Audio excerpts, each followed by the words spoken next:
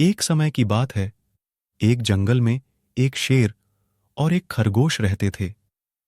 यह शेर बहुत भयंकर और बड़ा था, जबकि खरगोश छोटा और सुंदर था। शेर का नाम सिंहा और खरगोश का नाम बुंटी था। शेर और खरगोश दोनों ही अकेले थे और उन्हें अपने जीवन की जरूरतें खुद ही पूरी करनी पड़ती थीं। एक दिन सिंहा खरगोश को एक चिड़िया का बच्चा खोजने के लिए जंगल में भटकते हुए देखता है।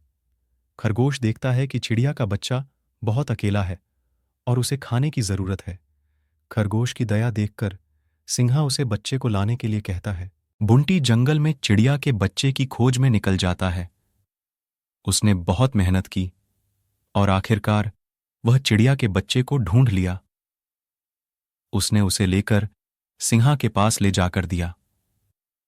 सिंहा बहुत खुश होता है और उसकी मेहनत की सराहना करता है। इसके बाद बुंटी और सिंहा की दोस्ती में एक नया परिचय होता है।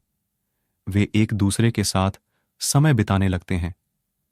सिंहा बुंटी को जंगल के रहस्यों के बारे में बताता है और उसे सिखाता है कि कैसे जंगल में रहना है। वह भी बुंटी से कहता है कि वह अपनी ताकत का सही तरीके से उपयोग करे। बुंटी भी सिंहा से कुछ सीखता है। वह उसे दिखाता है कि कैसे अपने छोटे साइज का फायदा लिया जा सकता है। वह सिंहा को यह सिखाता है कि कभी-कभी आपकी आकार से कुछ नहीं होता है, बल्कि आपकी सोच से सब कुछ होता है। इस तरह बुंटी और सिंहा की दोस्ती दिन ब दिन मजबूत होती जाती है। वे एक दूसरे की मदद करते हैं और एक दूसरे के साथ खुशियों और दुखों को साझा करते हैं। जंगल के लोग भी उनकी दोस्ती को देखकर हैरान हो जाते हैं। एक दिन जंगल में एक बड़ा समस्या आती है। एक शेरनी अपने बच्चों को खो देती है और वह बहुत चिंतित हो जाती है। सिंहा और बुंटी को इस समस्या का समाधान निकालने में मदद करने का फैसला किया जाता है। वे मिलकर एक योजना बनाते हैं और अपनी ताकत का सही तरीके से उपयोग करते हैं। उनके प्रयासों से वे बच्चों को सुरक्षित और स्वस्थ तरीके से वापस लाते हैं। शेरनी बहुत खुश होती है और उन्हें धन्यवाद देती है।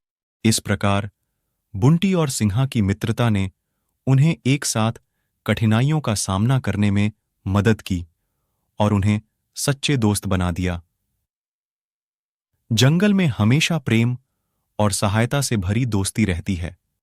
इस कहानी से हमें यह सीखने को मिलता है कि हमेशा दूसरों की मदद करना चाहिए और हमेशा अच्छी दोस्ती की कद्र करनी चाहिए। छोटे छोटे प्रयास से भी हम बड़ी समस्याओं का समाधान कर सकते हैं। और सबसे महत्वपूर्ण बात यह है कि हमें हमेशा दूसरों का सम्मान करना चाहिए, चाहे वह कितना भी छोटा या बड़ा क्यों ना हो।